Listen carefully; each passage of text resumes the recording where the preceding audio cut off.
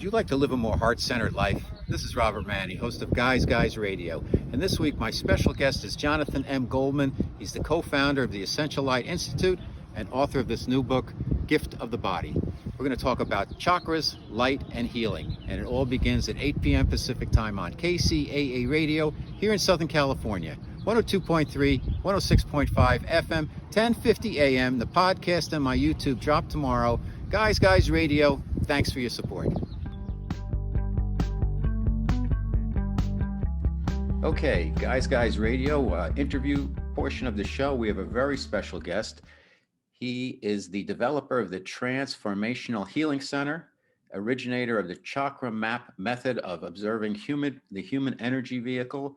He's been an acupuncturist since 1976. He runs the Essential Light Institute since 2008. And the teaching is about self-transformation, energy healing with light, I guess divine light. And it's a pleasure for me to welcome Jonathan Goldman to the show. Welcome to Guys Radio, Jonathan. Thank you. Pleasure to be here with you. And we're going to talk about Jonathan's book. He's got a new book out. It's called Gift of the Body, a multidimensional guide to energy, anatomy, grounding, spirituality, and living through the heart.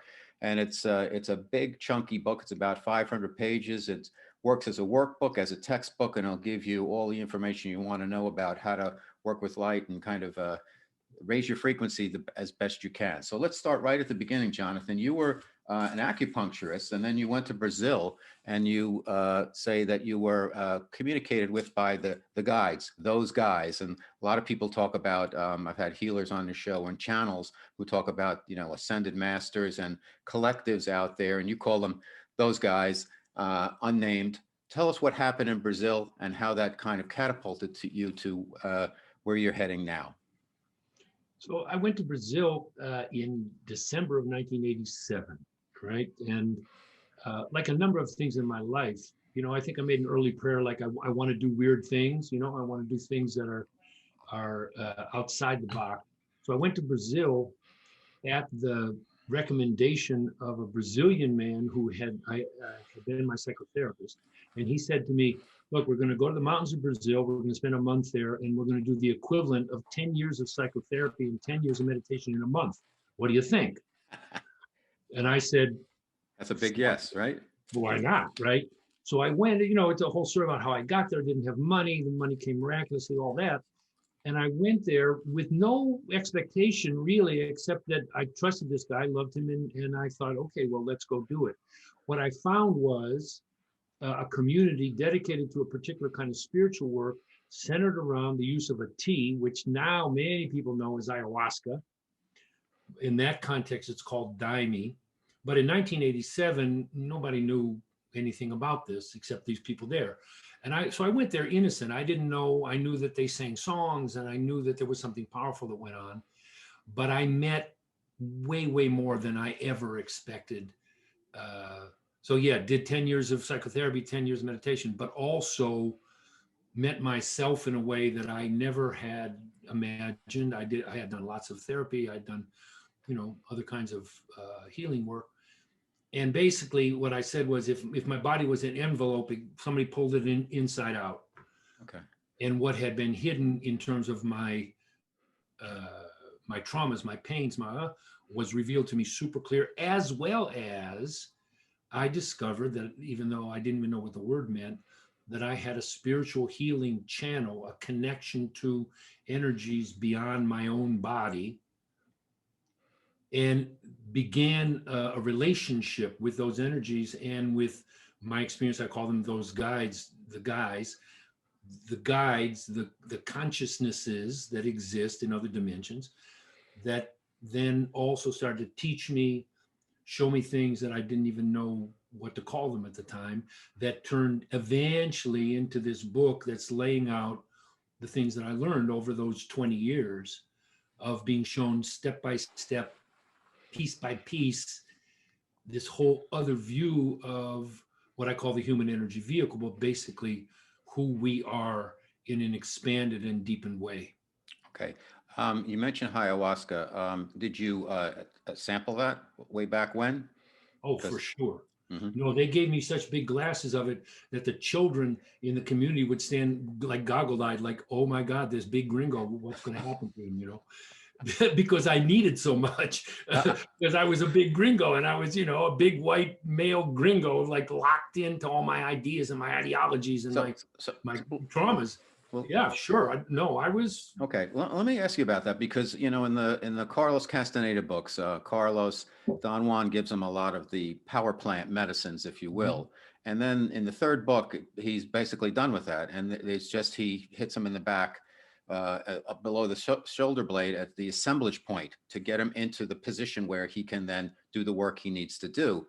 And I guess my question is, do you think it's necessary, Jonathan, for people to, do you think for yourself, it sounds like you needed ayahuasca, but for others, maybe they don't. What's your perspective on it overall? Because it's such a hot product now, if you will, quote unquote. And a lot of people, I think, are just more recreational about it and are taking some chances and not working with the right people and the real shamans. So tell us about a little bit about your perspective on ayahuasca. Is it necessary?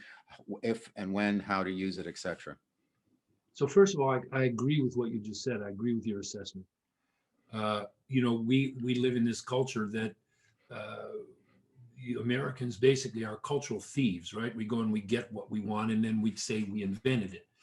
And so I also have those same concerns. Look, humans are on a path of evolution. We are all on a path of evolution. That's why we're incarnated, is to learn from this being in this body, absorb that, come back the next time and learn more. So how you do that, there are many, many ways to do it, right? There's a spiritual thing that says there are many ways to kiss the earth, right? So I don't think it's necessary in the tradition I belong to. We say people are called. We don't advertise, we don't proselytize. People are called by their own intuition to say, wow, okay, I think I'm ready to do this.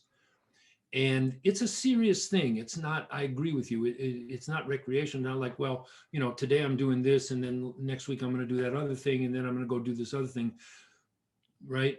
I think it's a very serious thing to undertake and should be undertaken with a sense of sacredness and also with this what I'm going to say here. The veils exist for a purpose. The veils meaning the veils between the dimension we live in primarily and the other dimensions. They exist for a purpose. I'm supposed to be a human doing human things, being a human being.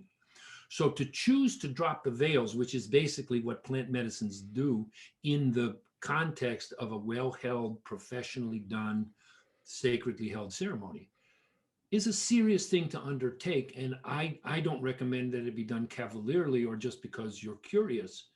You should come from a deep sense of being called, what I say, called by your intuition. I don't think at all that everybody needs to do it. I don't Okay, recommend that it was as a panacea. okay. No. That was my point. So we're not proposing that everybody go out and try ayahuasca for yourself. Way back when, before it was even on the tip of everybody's tongue, you had tried it, and it was important for you at that time to kind of jolt you into your learning situation, if you will. So the guides that work with you, and you're not specifically a channel, but how do they communicate with you, and when did they start communicating with you, and what do they have to say, basically?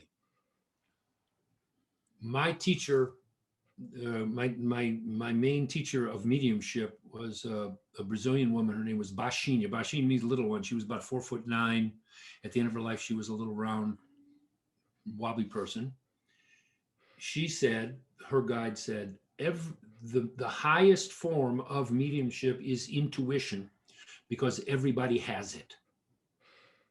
So for me, still, the main way that I receive messages from inside my own self, but also joined then by uh, uh, messaging coming from beyond me, is through my heart and through intuition. Because the heart, uh, besides all the other incredible things about the heart chakra, is the place of discernment. right? Okay. Okay. So I once read a thing that said, it was a National Lampoon thing. It said, just because they're dead don't mean they're smart, right? In other words, Right. right? So what I'm going to listen to when I first started, when I came back from Brazil, my channel was like a radio station stuck between channels. I was receiving all kinds of things because I had been basically blown open, and it started to get overwhelming, and it started to get a little scary because I didn't know who to listen to and what to listen to. So one day I was in my healing room, and spontaneously from inside me, my inner voice said, "If you can get to my heart, listen to you, others go away." And in that moment, 90% of it stopped. Mhm. Okay. My special guest is Jonathan M. Goldman. The Gift of the Body is the book, a multidimensional guide to energy, anatomy, grounded spirituality, and living through the heart. So we're talking about his many trips to Brazil until this kind of inciting incident came, and you start developing your own practice. It sounds you were doing acupuncture the traditional way, and then you started kind of doing it a little bit differently based on the guidance you were getting. And then you develop what's called the HEV, the concept of the human energy Vehicle. vehicle. Okay, vehicle, which is basically, it sounds to me like from reading, is that our spirit is kind of stuffed into a physical body, and then we use up the body, and then the spirit goes on someplace else after that. Is that kind of the case, what we're talking about here? Well, no, that's true. But the vehicle is basically, look, some people call it the aura, some people call it the etheric double. Basically, what I see and what I'm proposing to people is to expand our view of ourselves. Other cultures, right, before ours and simultaneously in other places, see the human vehicle, the human person, the human state as way, way more than we do in our culture because we've become so enamored of materialism. Mm-hmm. So what I'm saying is we have layers. One layer of our vehicle is the physical body, what I recognize normally as my body. But beyond that, I'm supported by these other layers, five other layers, starting with the etheric body, which is right on the surface of the physical body. You mentioned to me before that you're a Reiki master, Reiki acupuncture, Right. craniosacral work within the etheric body to affect change both in the physical body and then in the more refined bodies. And what I've learned to do, and what I teach people how to do, is to affect directly those more subtle bodies. So then the changes reverberate downward, so to speak, into the more dense bodies. Got it. You can do preventative medicine. I have many people come to me who have done many kinds of different alternative things, chiropractors and massage and diet and blah, blah, blah. And in their world, nothing has worked. Do the work that we do of clearing the emotional body, clearing the mental body, working with the spiritual bodies. They go back to the same thing that they did that didn't work, and now it works. Okay, so there's 5 layers you mentioned. Give us the 5 layers, please. Okay, there's the physical body, of course. Okay, okay. There's the etheric body that I mentioned, which is what, like if you start to see auras. I remember the first time I saw an etheric body, I was watching a film of the Beatles, and Paul McCartney was backlit, and I thought, oh my God, he has this white light all around him, right? It was this etheric body. Then there's the emotional body. The emotional body. The emotional body is it contains emotions, but it has to do with motility. It has to do with movement. So when I say I feel stuck, when I have pain, most of the time it's that the emotional body is like a cloudy day with clouds full of rain, ready to rain, but not raining yet. Beyond that is what I call the mental body. The mental body holds beliefs and opinions. We are defined a lot by our beliefs. The mental body is like the membrane on the cell of our body. It's pretty defined. It's very well described. Beyond that, spiritual bodies. Spiritual bodies connect us to those guys, connect us to our transpersonal realms beyond ourselves. All of those operate, and they all are interactive. They're all secured by a central channel of light that goes right through the center of our body. And then they are fed by the chakras, which are the energy centers that feed all these layers and bisect them. Okay. Now, how about have you considered the luminescent body as well as an astral body? Because the astral body, we go out kind of when we're sleeping, we might go out traveling a bit, and luminescent body would be, and you work with light, kind of our light body. Yeah, for me, the whole thing is the light body, Okay. right? Okay. Yeah. How do the chakras then intersect with the different, how do they intersect with the various layers of the body for healing? And what do we need to know about them? Okay, I'll give you an example of how I began to discover this super quick story. When I came back from Brazil, as you mentioned, I started doing acupuncture in different patterns and different ways, because I was being inspired from my intuition by these, what I came to understand were other consciousnesses. And the other thing that started happening is I would spontaneously put my hand over someone's body. So in this moment, a woman was lying on my healing table, and I had my hand over her solar plexus, right over the area of what we call the stomach, about 1.5 feet up. At that time, I didn't know what I was doing. I just knew that somebody grabbed my hand and put it there. So I have my hand there, and I'm not really feeling anything. And all of a sudden, the thought comes to me, I don't know who I am anymore. And I was like, now I'm sure I've had times where I didn't know who I was, but that didn't happen to be one of those times. So I figured, wow, I don't think that's my thought. So I took the risk, and I said to the person, look, let me just tell you what I just heard. I don't know who I am anymore. And the woman starts crying. Oh my God, that's exactly what's happening. My life is falling apart, blah, blah, blah. She was like in her late 40s. So she was in the midlife crisis. And she says, well, no, my relationship is falling apart, blah, blah, blah. So I went, whoa, and I wrote it down. Like, whoa, what about that? Over the next years, again and again, the same thing happened, where I would have my hand, or I would be meditating, or someone would tell me, and I realized that every chakra, each layer of the chakra, so that was in the mental body of the third chakra. The third chakra is through which we live our life on earth. The third chakra is about identity in this life. It's about manifestation. It's about making, it's about doing, it's about planning, right? All of these things. So that particular place, discrete place in the mental body of the third chakra, is where that woman's life, present life identity idea literally lives. So she was having stomach problems.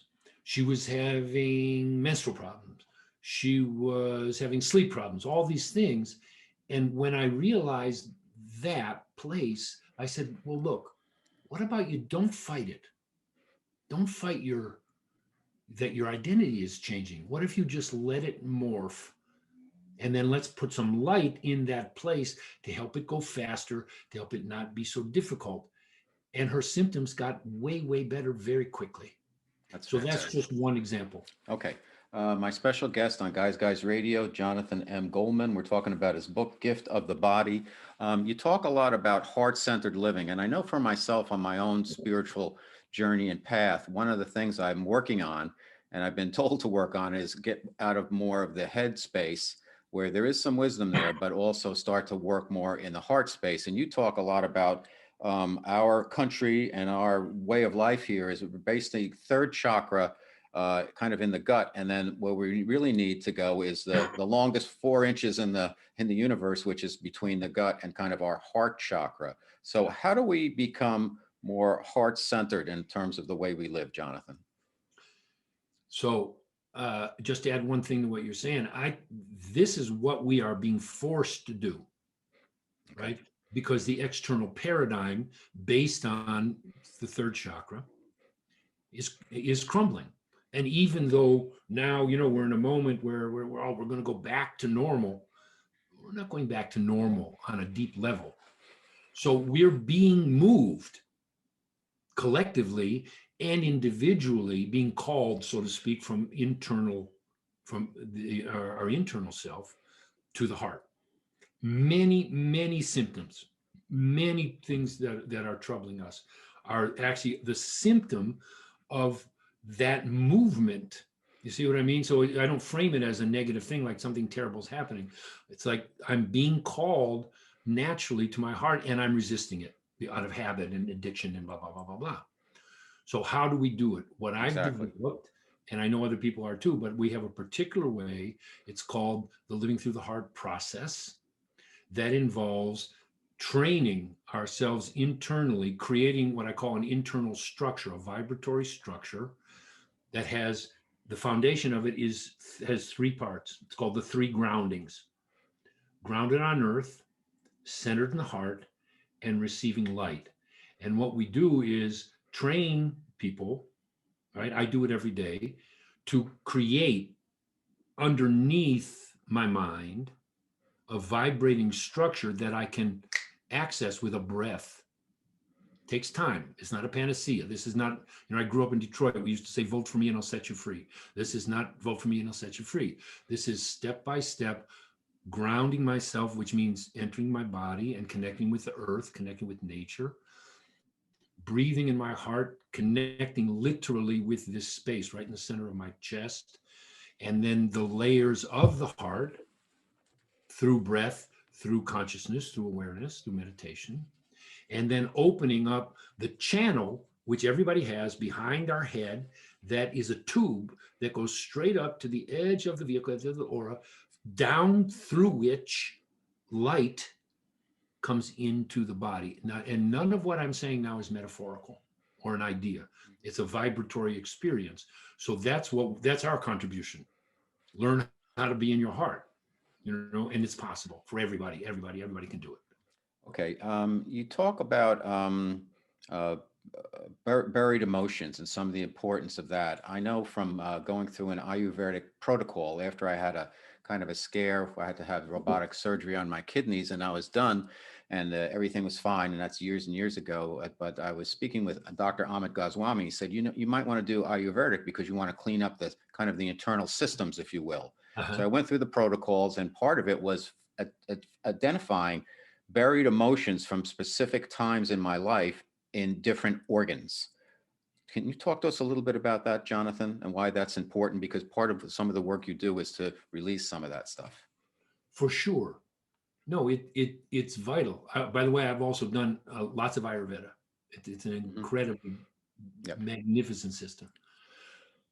We have, right? We live simultaneously. All these different levels exist in us simultaneously: the mental, emotional, spiritual, physical, karmic. They all exist simultaneously. So identifying that what I love doing, what I love about this work is getting down to, okay, where's the linchpin of the pattern? So in this case, so for instance, it had to do with your kidneys. I don't know about but in Chinese medicine, the kidneys transform fear. Exactly. Right? Mm-hmm. So it's super important. Okay, so you do Ayurvedic medicine and you do whatever you do, and you do your surgery and blah blah blah, and then with courage, and what I teach is we do it from the heart. From the heart, open an internal space, and we call out what's hidden. Right? It's like what I call it's ollie in free, right? Ollie in free. Come on, everybody. So what's hidden in the kidneys? What's hidden in the lungs? In Chinese medicine, the lungs have to do with grief. So what is that buried grief? And then there are different ways to work with it. There's energetic ways. There's psychosomatic ways, right? Doing actually body exercises. Right. But it's vital. It's absolutely just like uncovering then the belief. So for instance, talking about the kidneys are in the back of the third chakra. Many people get their third chakra depleted, get tired, burned out, right? The main thought that lives in the back of the third chakra, the mental body of the third chakra, is I have to do it myself. There's nobody going to help me. So I have to do it myself, do it myself, do it myself. And I burn out because I'm not renewing myself, right? So identifying that, for instance, if that is the truth, if that is what's going on with someone, identifying that and helping that transform both by the radiation of light and by the person's cooperating in their own transformation of that, realizing the limitation of that, realizing when it started, oh yeah, whatever, my mother, my father, blah, blah, blah, I was taught that when I was a kid. Do you want to change it? And then using the power of choice, right? Using the power, which is a precious, precious, precious gift that we have been given that mostly we misuse, right? Because we don't appreciate the incredible gift that it is. I'm just going to choose this. I choose war, right? I choose, right, hatred, blah, blah, blah. So to choose and say, okay, I don't want that anymore. That thing, that I'm going to do it by myself. I get it. I went through healing a few years ago, and I went to a woman who was a medical intuitive, and she said, okay, here's your mantra. Nothing is up to me. That was my mantra. That was probably 20 years ago. And I'm still like, wait, really? It's not up to me? What happened to choice there? Yeah, really. Right. So why do you think, Jonathan, that there's so much chronic illness nowadays versus, I know maybe there's a lot more science now, and we found out more specifics and details on different types of illnesses, and we've been able to categorize them, and there's a lot more than there used to be. But it seems like Alzheimer's, Parkinson's, all this other stuff, that lupus, it didn't seem like there was as much of that in the past, or maybe people just didn't know what was going on. But is this all disease that's created in the gut? Is it from diet? Is it from fear? Is it from what's going on now? All of the above. Fundamentally, though, this is my point of view. Fundamentally, we as a species and as individuals, but as a species, we are so disconnected from nature, from the harmony that is the basis of nature, not only earthly nature, but spiritual nature, vibratory, universal nature, right? We're so disconnected from that in our essence, in our bodies, that we are just a petri dish for all kinds of things, right? Even on a practical level, so many of those things that you describe are people who are isolated, people who have been cut off from relationship, have been cut off from love, right. So it is all of the above, and my what I've received, what I do, is to connect myself with, literally, not metaphorically, not in my ideas, the vibration of nature. And it's hard because many people live in cities and live in the middle of a city and, right, are surrounded by pollution and, right. And so all of those things have an effect. But the fundamental thing for me is this species-wide disconnection and disrespect of nature. Great point. Okay, Guys Radio, my special guest again, Jonathan M. Goldman. Gift of the Body is his new book. You talk a lot about intuition. You call it the voice of the heart. And then you mentioned magnetism is about opposites attract, and resonance is about kind of being in line with things that are the same.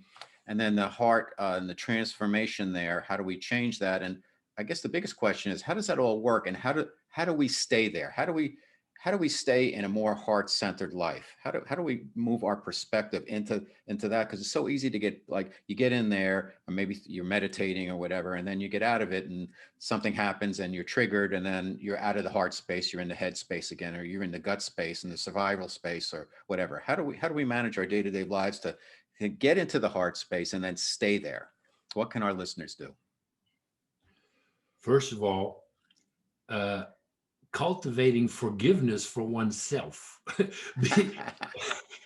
Because exactly what you said, right? I'm going to get triggered and blah, blah, blah, my habits, all this stuff. It's going to happen. It's a process. So referring to the previous conversation, first of all, it's a choice to say, I want this. I choose this. And then in those moments when I am in my heart, when I feel it, because it's a feeling, right? It's a feeling. I affirm inside myself, and in my world, I say to everybody, I say to the whole universe, I say to all my guides, I say to my inner self, I say, I choose this right now, this space that I'm in, this space of compassion, this space, I like this, I choose it, yes. And so then over time, you know, at the beginning, I'm there, 30 seconds a day. Then I'm there a minute a day. Then I'm there 5 minutes a day. Then I'm there most of the time because I've learned the art of in a second, and nobody even needs to know, in a second, I can step into the space of my heart, which is primarily the space of compassion, which lives in the emotional body in front of the heart chakra. And I can, by practice, do it and do it in a moment. So for instance, if I'm going to have a conversation, after we're done here, I'm going to have a conversation with somebody that over years she just got in touch and she's apologizing because she created a whole, we say in Portuguese, a besteira. She created a whole thing. I'm going to breathe and I'm going to step into my heart and many times I'm going to breathe and I'm going to ask my intuition, what should I say? Because of course I could get into a dispute. No, what am I going to say? And so I can train myself. It's a training. It's a training like training for a marathon. It's a training like learning to play the guitar. Most people don't sit down with the guitar and go like Segovia. You're learning ding, ding, ding, ding, ding, ding, ding. Same thing. Got to Okay. learn step by Yeah. step. It sounds like, it's love is a big portion of this. I always use, not always, but now when I get into a situation, when I get triggered, I say, what would love do? And There you go. it helps me a lot just to get me calm down for a second. And then I can stay more in the heart space instead of getting in the head space or getting in the emotional space. And I'll give you an example. Right before this, my son, he's doing remote learning and it's tough for the kids, and he's 7 and he's bored because he reads at a 4th grade level and they're doing the same stuff. And I said, you've got a book, because he's sitting there reading. I said, put the book down. You got to listen to the teacher. And he takes the book and he turns around and he just snaps and he throws it against the wall. And I'm like, immediately I like jumped on him, not physically jumped on him, but like just chewed him out a little bit. And I'm like, okay, he's 7, he's going through all of this. Now I realize that I overreacted, but it's so tough for us today, particularly with the conditions everybody's under, with the quarantine and all of that. Everybody's, snapping on each other, and it's made things really tough. You do have any advice for our listeners out there? Like, what are a couple of things, a couple of tips they can do to kind of keep themselves in that heart space? So first of all, your thing when you say what would love do, that's your way. You right, put you immediately in your heart. So that's one thing, is we each develop our own password. What's the Got it. password? Your password is what would love do. Mine is breathe in my heart at the space of compassion. The other thing is, so what did you do with your kid? You probably said, hey, I'm sorry. Mm-hmm. Right? Of course. When I apologized to my son, it was a fantastic moment in my life. And I realized I didn't have to be this macho father guy who's right all the time. How often? I mean, so I think that's another thing, is being a human, being humble with our kids. And here's the other, and here's the other thing that I think we can do in a more general way. We have to cultivate being comfortable with not knowing. Right? Even being able to say to our kids, look, I don't know what's going to happen. I know it's going to be okay. Faith tells me it's going to be okay. Not faith, religious faith, but the vibration of faith. It's going to be okay. This is not going to last forever. I know you're 7, and when you're 7, every moment is forever. It's true. Right? Yeah. Well, it's going to be okay. It's going to be okay. It's going to be okay. And I'm sorry. Right? I just, I flew off the handle. Sorry. I mean, I think that's the best we can do now, and realize that it's not about us. It's not about me. This moment is not about me, and everybody's in it together. And I'll say one more thing. is recognizing the sensitivity that so many of us have. So, of course, I never met your son, but I would bet that he's a sensitive Yeah. person, Mm-hmm. right? He's sensitive. And so he's also picking up on the frustration of the other, 30 kids that are on the call and whatever it is. And so helping our children, but helping us really understand that a bunch of what we're feeling is not originating in your own body. We are part of a general field. We are swimming in a sea of thought, even though, most of us we're more isolated. But there's so much going on. And so it helps me to understand a lot. And it helps me to help other people to say, you know what? This is not all you. This is not all you. There's lots of kids that are sad. There's lots of kids going through troubles right now, right? So in my house, I would say, let's pray for them. But whatever, let's love them. Right. Okay. You talk a lot about working with light, calling in light from the central sun, which is the sun behind the sun behind the sun. Mm-hmm. When I work with myself, I call in like divine God's white light of protection. So I bring in light and I use it as a protection for me, my son, my wife, whatever we're doing. I use it all day long. I'm constantly calling it in. I assuming that this is kind of the same thing, that divine light, the light is divine. And the more we learn to work with it and bring it into ourselves, the more we can heal, the more we can manifest, the more we can create, the more we can love and serve. Am I on the right track, Jonathan? Completely. I mean, you said it better than I could say it. Here's the basic thing. Light is not a metaphor. It's not a metaphor. And it doesn't necessarily have anything to do with any particular spiritual path, any particular religion. When we say it's divine, divine means it comes from the ultimate transpersonal source.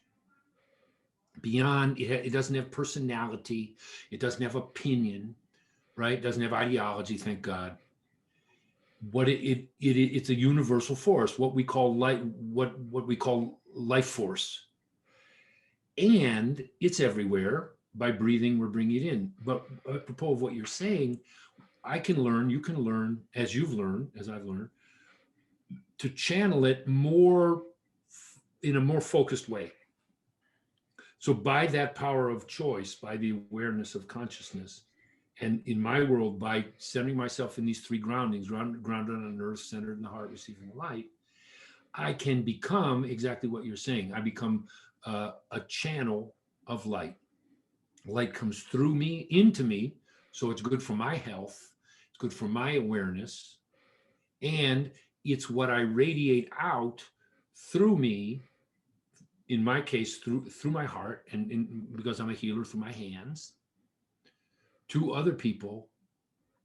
And because I can do that, even just by being in the presence of people, right? You don't have to say anything. So my guide says, hey, don't talk about it, just be it. Mm-hmm. People feel better. Mm-hmm. You have a couple of beautiful things in the book and also in your videos. You should check out Jonathan's videos on YouTube. They're terrific. And one of the things you talk about is kind of creating ways to bring in light. And one is using the hands. One is with creating an altar and putting your issue kind of on that altar, shining light on that. Do you want to talk about that a little bit, Jonathan? Yeah. So quick anatomy of the heart lesson. So the heart center, right? We have the heart center. There's the heart organ. In the very center of the heart chakra, if you create the little circle, in the very center is the space of humility. That's where the force of humility lives. So when I am brought, like I was in Brazil, literally brought to my knees on a mountaintop in the night, begging for help, I was finally brought to the space of humility in my heart. Resting on top of that, where, when I put my hands here gently on right on my heart chakra, is the space of calmness. So when I want to calm myself, or I want to calm, right? I used to do it with my kids, right? Kids are, you put your hand gently on their heart, place of calmness. If I flip my hands out and I make a shelf in front of my heart with the heel of my hand touching the center of my chest, where my fingers are is the emotional body of my heart. That's where literally, again, not metaphorically, compassion lives. Compassion is a ring, like a what do you call an inner tube of vibration that goes around my whole body at that distance. Literally, that's where compassion is. If you watch videos of the Dalai Lama, 100% of the time when he talks, his hands are either in the space of compassion, or if you extend your hands the same amount you just did, put the heel of your hand where your fingers are, you're in the space of faith. His hands will be in the space of faith. What is faith? Faith doesn't have anything to do with religion necessarily. It's a built-in energy. It's a universal force. What drives the universe, what makes the universe keep evolving and keeping going forward is literally the energy of faith. So when I contact these layers in me through breath and through awareness. So for compassion, I tell people, walk out on the dock, sit on the edge of the dock, dangle your feet in the perfect water of the lake, and breathe. And you're in the space of compassion. Awesome. Faith, walk out further, make an altar. Right there, I call it the altar of faith. Put your, whatever bothers you. Put those emotions that you don't know what to do with. Put those confusions. Put the dilemmas. You have no idea, like, I don't know what to do with this. Put it on the altar of faith, call light to it, and then go about your business. Mm-hmm. And you're going to see that it will morph. It will morph. Fantastic. Jonathan Goldman, our special guest on Guys Radio. Again, the name of the book is Gift of the Body, a multidimensional guide of energy, anatomy, grounded spirituality, living through the heart. I'd like to ask you a favor. If we could end our discussion with the whatever prayer. Yes. And let me, can I tell people my... Of course, absolutely. No, just the... all your information.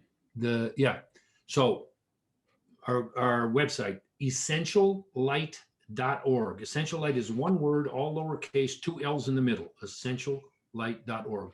We have a whole array, as you referred to. We have videos, we have written things, we have many things. And particularly what I have now is a 10-session class that we did in September, October, 10 1.5-hour sessions that basically describe this whole deal that we're talking about. Take people through step by step by step by step. Okay, the whatever prayer. Okay, here's the whatever prayer. One time, again, I had a different woman on my table, and my hand over her throat chakra, and she was having thyroid problems and just things not pleasant about all that. And I hear this, what I'm going to say. Whatever I have to see, whatever I have to feel, whatever I have to remember, whatever I have to go through, if it is for my healing and in the highest good of all beings, I agree to it. Whatever I have to see, whatever I have to feel, whatever I have to remember, whatever I have to go through, if it is for my healing and in the highest good of all beings, I agree to it. Basically, what you're doing is you're giving permission to those guides, to your higher self, to your inner self, to let's go. You're saying, let's go. Fantastic. And there's a caveat, right? I don't want to suffer needlessly. If it has to be for my healing, and it has to be in the highest good of all beings. I don't want to just go through stuff to go through stuff. I have plenty of stuff to go through. But whatever I have to see, feel, remember, or go through covers everything. Beautiful. Thank you. Jonathan Goldman, Guys Radio. I love it that you've been here. I hope you can come back.